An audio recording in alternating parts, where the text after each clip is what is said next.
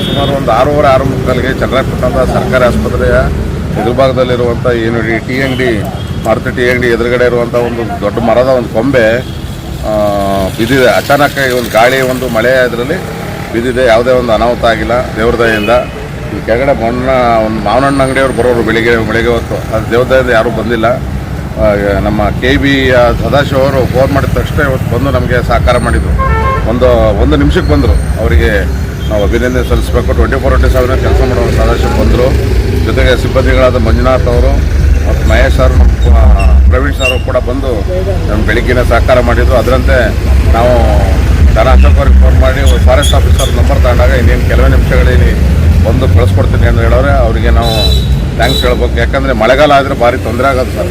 ಮಳೆಗಾಲ ಆದ್ದರಿಂದ ಇದೊಂದು ಅನುಕೂಲ ಆಯಿತು. Thank you.